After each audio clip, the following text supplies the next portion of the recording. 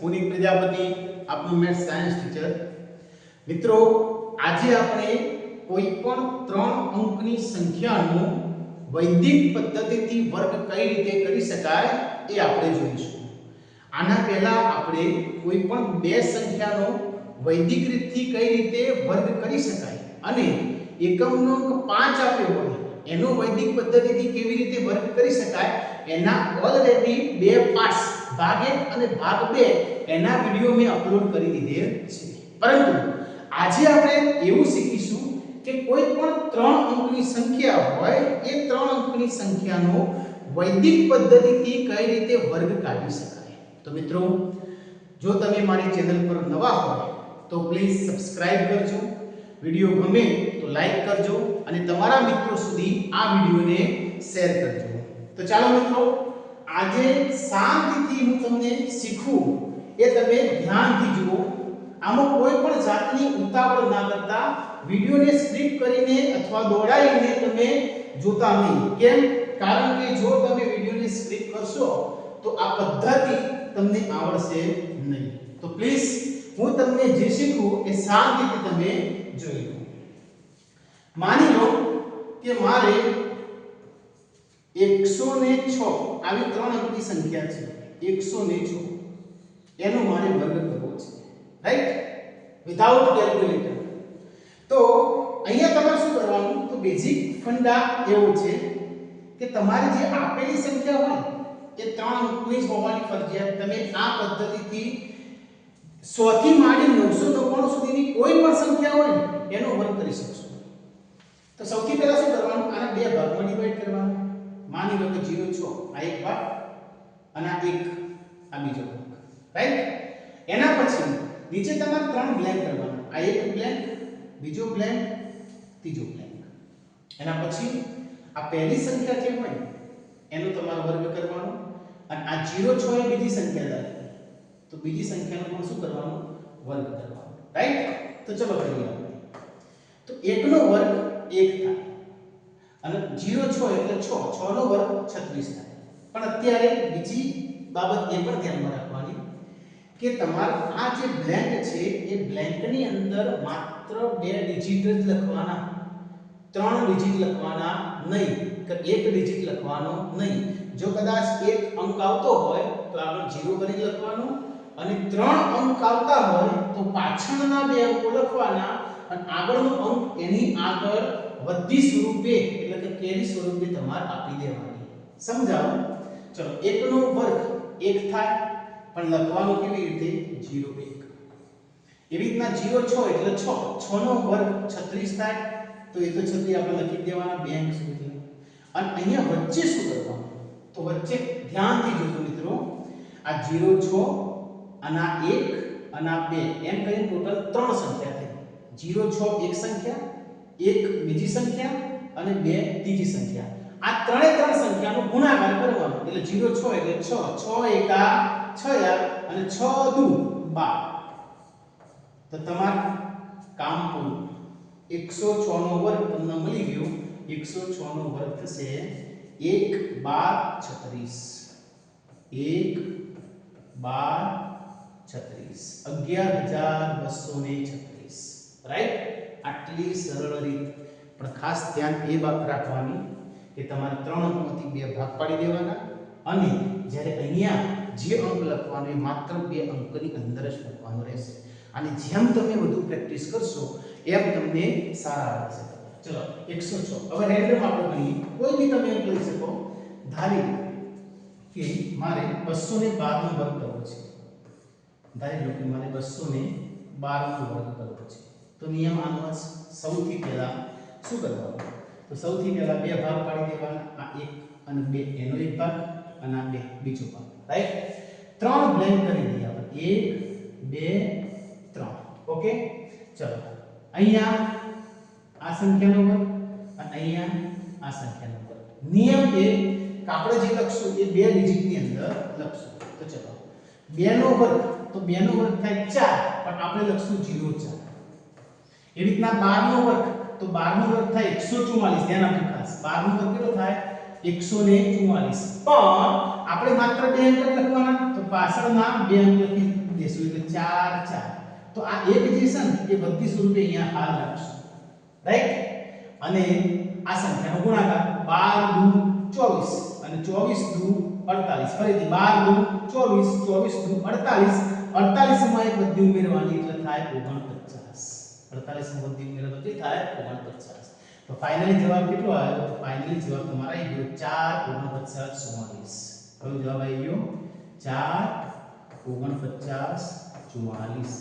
મિત્રો હજુ પણ આપણે વધુ ને વધુ ઉદાહરણથી ચેક કરીએ. ચલો મિત્રો, હજુ પણ આપણે વધુ ને વધુ એક્ઝામ્પલ લઈને જોઈ લઈએ.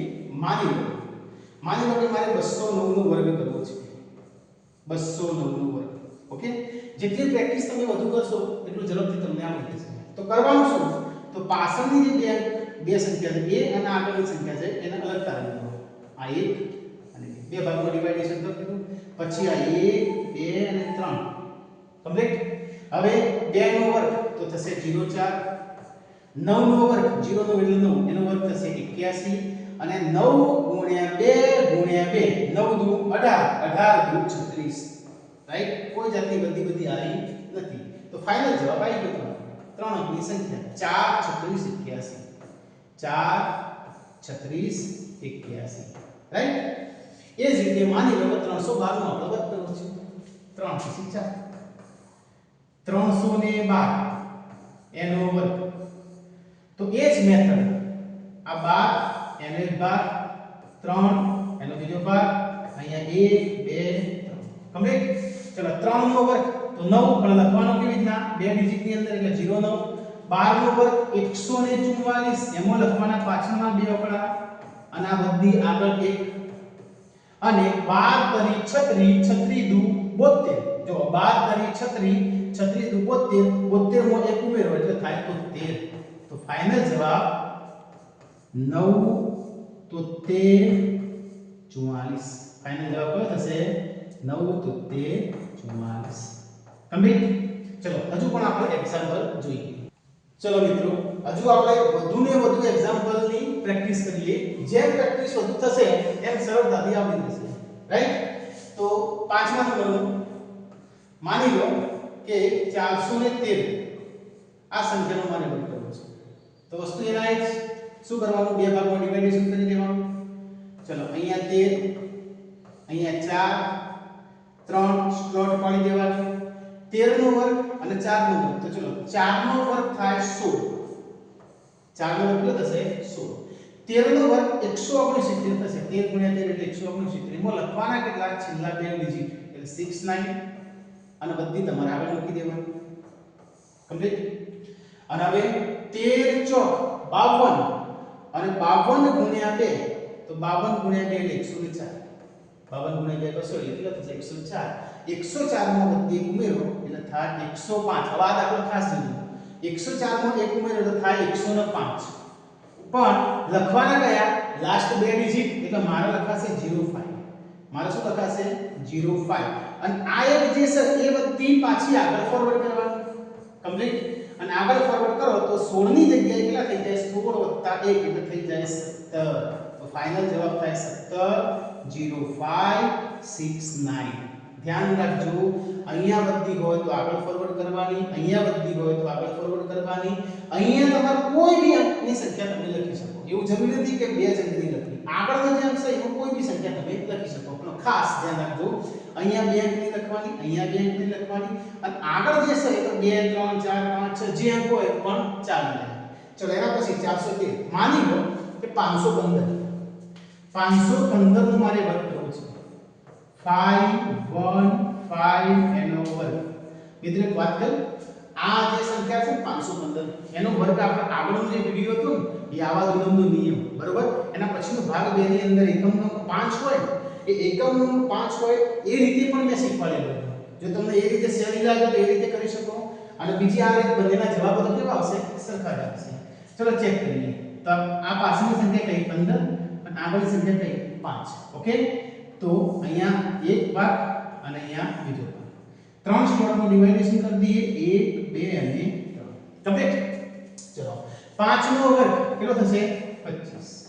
એના પછી 15 નો વર્ગ તો 15 નો વર્ગ થાય 15 ગુણ્યા 15 કરો એટલે 225. હવે કોઈને એમ લાગે સાહેબ 15 નો વર્ગ તો હું તમને ખાલી હાઈલાઈટ આપી દઉં. આગળનો ભાગ 2 ની અંદર વૈદિક રીતના ભાગ 2 ની અંદર આ વિડિયો ઓલરેડી મેં અપલોડ કરી દીધેલો છે. એકમનો 5 હોય તો 5 નો વર્ગ થાય 25 અને 1 પછી કઈ અંક આવે તો 1 પછી આવે 2 તો 1 ગુણ્યા 2 એટલે કેટલા થાય 2. આવું મૌખિક તમે કહી શકો. 15 નો વર્ગ 225, 25 નો વર્ગ 625 ડાયરેક્ટ તમે ગણતરી કરી શકો, રાઈટ? તો 15 નો વર્ગ 225, પણ મેં તમને કીધું એ પ્રમાણે લાસ્ટ 2 અંક લખવાના એટલે અહીંયા 25 અને વધી કેટલી આવી 2 એ અહીંયા રાખવાની. કમ્પ્લીટ. હવે 15 ગુણ્યા 5 ગુણ્યા 2 તો જોઈ લો. આ 5 ગુણ્યા 2 એટલે 10 થાય. 5 દુ 10 અને આ કેટલા છે 15. 15 ગુણ્યા 10 150. 15 ગુણ્યા 10 એટલે કેટલા થશે 150. એમાં તમારે 2 ઉમેરવાના એટલે થાય 152. 150 માં 2 ઉમેરો એટલે કેટલા થશે 152. હવે આ સંખ્યાની અંદર મારે લાસ્ટ 2 ડિજિટ લખવાના એટલે મારે લખવાના 52 થાય અને આગળનો એક અંક જે છે અહીંયા ફોરવર્ડ કરવાનો.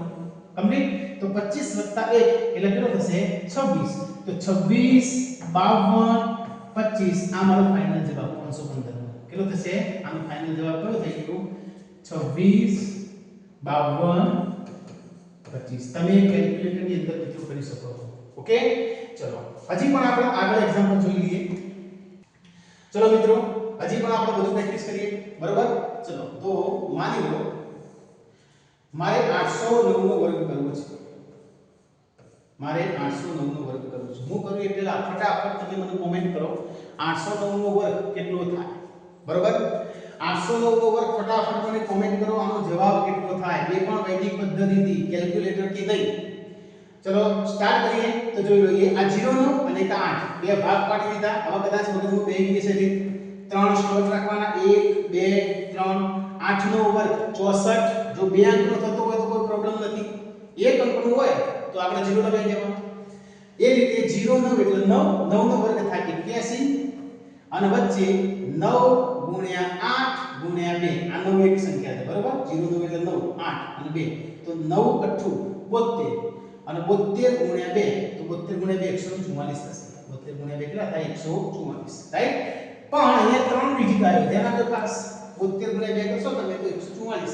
એમાં 3 ડિજિટ આવે તો આપણે તો લખવાના છેલ્લા 2 ડિજિટ અને એક સરે આગળ ફોરવર્ડ કરવાનું. અહીંયા તો 64 + 1 એટલે ફાઇનલ જવાબ થાય 64 44 81, રાઈટ? આ 809 ના વર્ગનો ફાઇનલ જવાબ 64 44 81. ઓકે, અને લાસ્ટ ચલો કોઈ બી 809 માની લો કે 912 913 915 918 કોઈ બી સંખ્યા તમે લઈ શકો. માની લો કે હું લઈ લઉં 913 લઈ લો. ચલો 913 નો વર્ગ કરી દઈએ. કમ્પ્લીટ. તો રીત તો એના જ છે. આ 13 અને આ 9 13 નો વર્ગ અહીંયા 9 નો વર્ગ 3 સ્લોટમાં ડિવાઇડેશન કરી દેવાનું.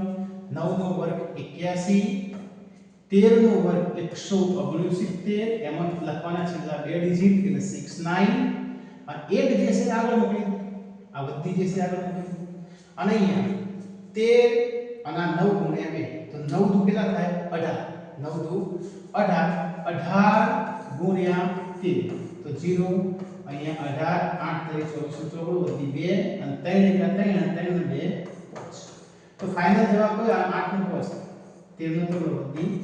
ચલો 234 13 ગુણ્યા 9 અને 9 ગુણ્યા 2 એટલે 18 એટલે મેં કરી દીધા 18 ગુણ્યા 13 એટલે 234. અહીંયા પણ ખાસ ધ્યાન રાખજો 234 માં મારે તો લખવાના છેલ્લા 2 વખત એટલે હું અહીંયા લખી દે 234 માં પછી એક વધી ઉમેરવાની જોઈએ. 234 + 1 એટલે કેટલા થાય 235.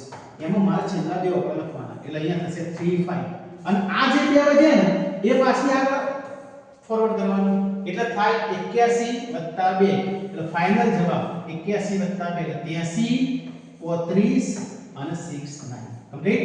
તો આનો જવાબ કેવો થશે મારા વાલા? તો 8 3 3 5 8 3 3 5 અને 6 9. કમ્પ્લીટ. તો મિત્રો આ રીતે તમે કોઈ પણ ત્રણ સંખ્યા હોય એનો વર્ગ સરળતાથી કાઢી શકો. આ તો મારે તમને સમજાવવું હતું એટલે હું સ્લોલી એકદમ ધીમે તમને સમજાવવું હતું એટલે હું સ્લોલી હેડ્યો. અગર તમારી કોમ્પિટિટિવ એક્ઝામની અંદર તો ખાલી રકમ જોઈને અહીંયાથી હવામાં જ વર્ગ કરવાનો તો અહીંયા આટલો વર્ગ કેટલો થયો 64, પાછળ 9 નો વર્ગ 81 અને 3 3 નો ગુણાકાર 9 × 72 તો 144 વચ્ચે રાખી દેવાની. જે વધતી આવતી હોય આગળ પાસ કરવાની. તો તમે ફટાફટ કોમેન્ટની અંદર મને આનો વર્ગ કરીને બતાવો ફટાફટ. માની લો કે 212 નો વર્ગ કેટલો થાય એ તમે કોમેન્ટ કરીને બતાવો. અને માની લો કે 309 નો વર્ગ કેટલો થાય ફટાફટ કોમેન્ટ કરજો.